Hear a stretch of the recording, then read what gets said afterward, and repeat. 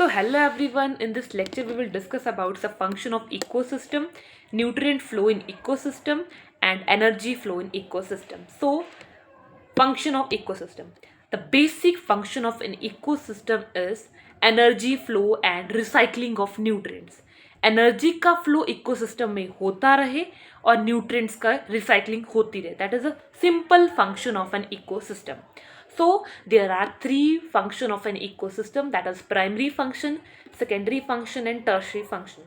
The primary function of all ecosystem is manufacturing of starch. ठीक है, starch क्या होती है? That is store form of glucose in plants is known as starch. जो कब बनता है? जब आपकी फोटोसिंथेसिस प्रोसेस होती है प्लांट्स में. जब प्लांट्स अपना खाना बनाते हैं तो उस प्रोसेस को हम फोटोसिंथेसिस बोलते हैं. सेकेंडरी फंक्शन क्या होता है? सारे इकोसिस्टम में जो एनर्जी का डिस्ट्रीब्यूशन होता है in the form of food to all consumer, वो अच्छे से हो. ठीक है. टर्शरी फंक्शन बोलता है कि all living organism died at a particular stage and these dead system are decompose to initiate third function of ecosystem namely cycling. ठीक है, ताकि न्यूट्रिएंट्स की साइक्लिंग हो सके. टर्शरी फंक्शन में क्या होता है? जो डिकम्पोजर्स होते हैं, ऐसे ऑर्गेनिज्म जो डिकम्पोज करते हैं किसी चीज को, उसको हम डिकम्पोजर्स बोलते हैं. ठीक है. The functioning of an ecosystem may be understood studying the following term, that is energy and material flow. Food chains पता होना चाहिए क्या होता है, फूड वेब पता होना चाहिए एंड फूड पिरामिड्स पता होना चाहिए. So energy flow in the ecosystem. Energy is the most essential requirement for all living organism. अगर हमें कुछ भी काम करना है तो एनर्जी तो चाहिए चाहिए. तो एनर्जी क्या होता है? सबसे इसेंशियल रिक्वायरमेंट होती है जो जिंदा रहने वाले ऑर्गेनिज्म होते हैं. बोलता है solar energy is the only source to our planet Earth. Energy का एक ही सोर्स है इस धरती पे, that is your solar energy. So बोलता है solar energy is transformed to chemical energy in plants with the help of process known as photosynthesis. ठीक है. प्लांट्स क्या करते हैं? सनलाइट का यूज करते हैं अपने खाने को बनाने के लिए. फिर वो क्या करते हैं? उस सनलाइट को केमिकल एनर्जी में कन्वर्ट कर देते हैं. ठीक है. तो उस प्रोसेस को हम बोलते हैं photosynthesis. Without a lot of sunlight fall on green plant, only one of it is utilized for photosynthesis.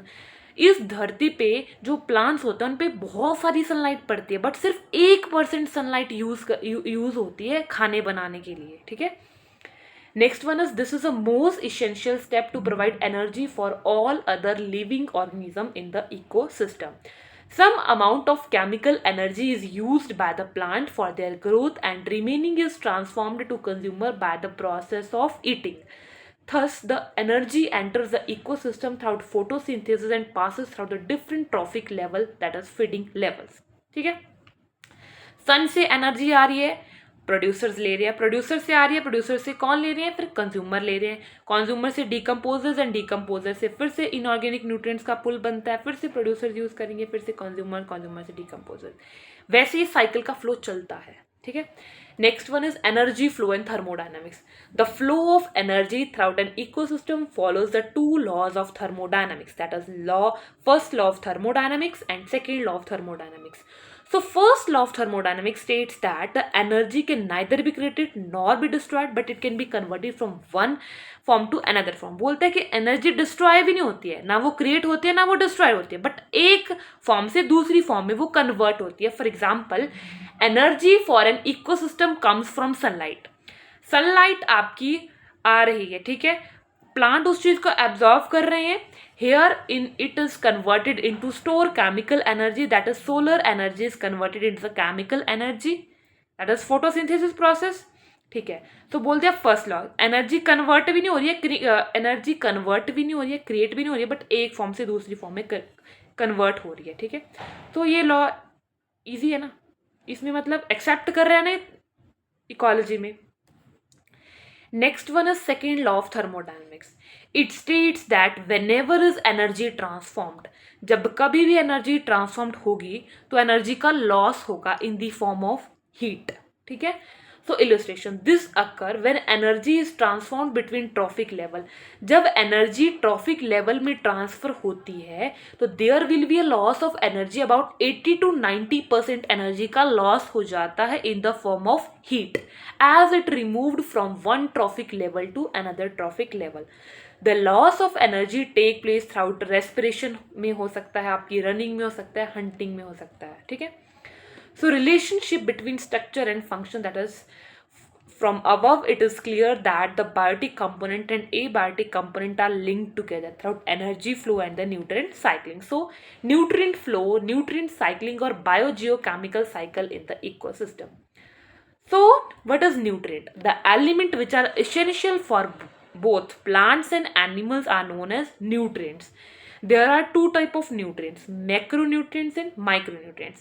So macronutrients are those elements which are needed in large amount, that is macronutrient. For example, oxygen, nitrogen, carbon, calcium and phosphorus. अगर हम micronutrients की बात करते हैं तो ऐसे element जो small amount में चाहिए होते हैं, like boron, cobalt, strontium, zinc, copper. So that is micronutrients. Nutrient cycle. The cyclic flow of nutrient between biotic and abiotic component is known as nutrient cycle or biogeochemical cycle. जो nutrient flow हो रहे हैं, biotic मतलब living community से living community में, और abiotic मतलब non living community में, तो उसको हम बोल रहे हैं न्यूट्रिएंट साइकिल. जो न्यूट्रिएंट का फ्लो हो रहा है तो उस साइकिल को हम न्यूट्रिएंट साइकिल और बायोजियोकेमिकल साइकिल बोल रहे हैं. The nutrient enter into producers and move throughout the food chain and ultimately reach the consumers. The bound nutrients of the consumers after that are decomposed and converted into inorganic substances which are readily used by the plant producers, and again the cycle starts. The major nutrients are carbon, hydrogen, oxygen and nitrogen are cycled again and again between biotic and abiotic component of the ecosystem. Biotic component are the living component, whereas abiotic component are the non-living component. So first cycle is hydrological cycle. जो movement होता है ना पानी का cyclic manner में, that is known as hydrological cycle. So thank you everyone. This is all about this lecture.